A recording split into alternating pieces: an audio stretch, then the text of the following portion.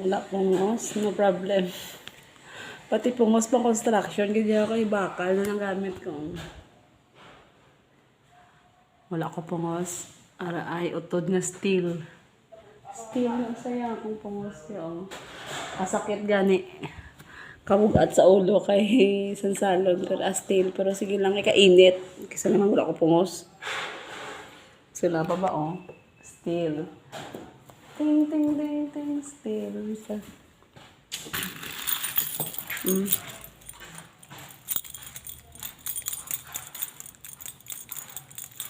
Diba?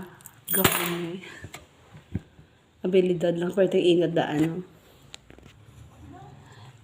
Pwede ang init sa site. Lunch break ta. Pero nga ako niya, upod din nga mag-lunch. Wala na di sa bayaan mo din manong. Bot din to sa nagkanto ah. Baka tayo ice water. Init. Baka tabla ice water. Or ano ka unang tanan. Dari sa site, makakatrapa. May balaklan man sa Changi, pero hindi ka di pwede ka utang. Mabakal ka di cash. Kung wala ka di kwarta, di wala gutom ka. Dali lang, mabakal dali. Kung wala ka tutan na mayong ko, wala kay kainit. O, diba? Nagbalo na ko pa yung kay kainit. Hari din Changi. Adtot na sa Changi. Bakata. Dali lang.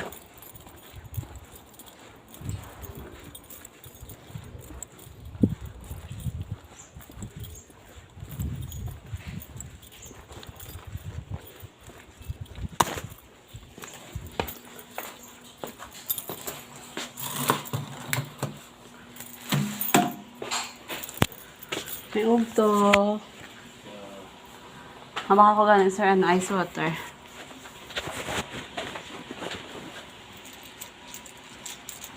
Isa lang. Tapos, ano lang, yung maliit ako. Tabol. Wala. Pilang sito? 20. Tabol. Sige, kung wala dago, sito na lang eh. Mayroon kasi hindi pa cold. Ay, hindi pa cold. Ano na lang yung magkano ngayon? 12 ounce na Coke? 19. Ayun na lang. Para medyo ano. I-ano ko lang yung plastic. 19, 20. 1. Grabe akong kwarta. San si Leo ba? 21. So, pilan sa gani, sir? Wala tong violet? Ubus na. Wala na. 40 ka bilog, ubus na. Bumibenta pala. Ako lang pala yung late. Bali 10, 21, kag ang 7. Amo na akong lunch ah. Hindi mo makabatan, wala si ano. Pag hapon kasi nakakapag ano pa kami. Okay. Kaso nasa Mansilingan, di siya makabalik ng maaga. Aga work to si Ma'am How? May ginasikaso lang. May ano na, pupuntahan na. Ah, okay. Isa lang, sir. Takto, oo. Kaya pala ka na, sobra.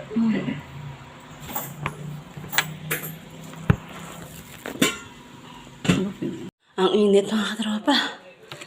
It's break time na. Wala akong baong rice. Ito na lang. Hintay mada, tsaka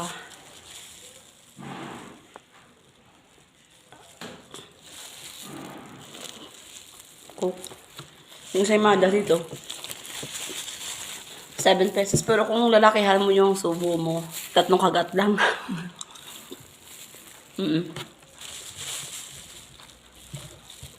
Ang sarap naman siya ng munggo. Pero sobrang liit.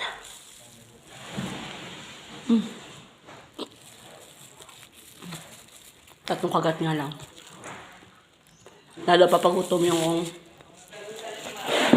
gutom ka. Ito lang. Dito sa site, alam mo ba nagtitinda ako ng mga sandwich, pero wala akong tira. Lahat binenta ko. Ang sandwich kasi, binibenta ko ng 25. Samantalang pag Bumili ako dito 7 lang. Hindi.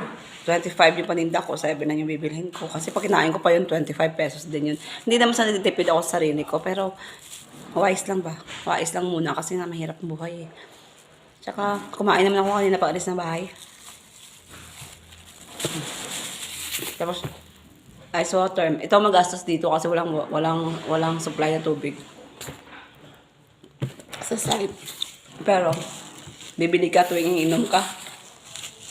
2 piso. Ilang ganito halos sa isang araw pag dodosto. Di ba dito palang bawas ka na. Nagbabaon ako pero kulang. Ano? May tumbler ako pero kulang. Bumibili pa rin ako. Minsan, pag bumibili ka at may kasama ka, hindi naman pwedeng ikaw lang bibili. Dapat sila, sakupon mo man, kasabay sila. Di ba, 3 kayo dito sa bodega. Bigyan nyo siya. Ano yung mga katropa dati? Yung trabaho ko dati.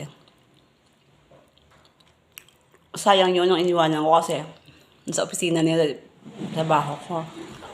Ang totoo lang, nasasayangan din ako sa trabaho na yun. Kaso nga lang kasi, mas gusto ko kasi sa site, mga katropa, kasi mas malapit sa amin. Mga 10 minutes lang, sa bahay na ako. Tapos umuwi ako minsan, maliwanag na. Doon naman sa dati kong trabaho, matagal na ako doon. Kasi nga, okay naman amo ko doon, mabait naman amo ko. Okay naman yung sahod nila sa akin. Ay, yung sahod nila sa akin, minimum naman doon. Nagigit pa nga sa minimum. Kaso nung bandang huli kasi, medyo tumatanda na tayo, nagkakaedad na tayo. Yung nahihirapan ako sa biyahe. Tapos minsan gabi na ako nakakauwi, lalo pag may pasok yung anak ko sa umaga, nahihirapan ako kasi 8 o'clock yung alam mo yung parang kang bumiyabiyahe ng Fairview to Alabang. Ganon yung buhay ko. Akala ko, nung doon ako pumapasok, feeling ko, sa Manila pa din ako, nag-travel ako na malayo, 3 sakay ako, 4 na sakay, palipat-lipat hanggang sa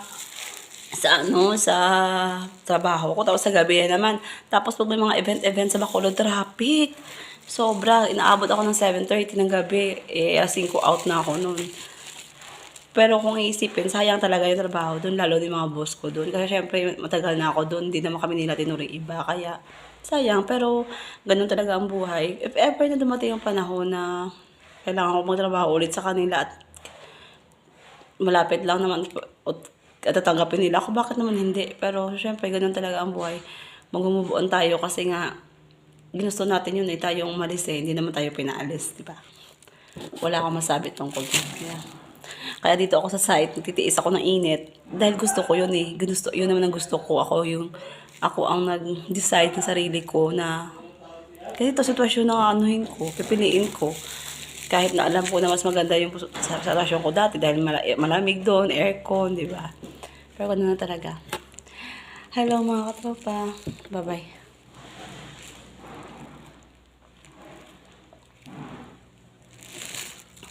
Alam mo, bibili ako ng ganito. Hindi ko naman ito maubos talaga kung iisipin. Kaso nga lang kasi, bibili ako ng sito naman ang liit-liit ng 20 pesos. Ito 19 lang. Ganun din naman. Kasi din yata yun Parehas lang. Si Manong, hindi ako. Ay. Ako lang dito mag-isa. Walang tao dito. Break time kasi. Bye-bye muna katropa.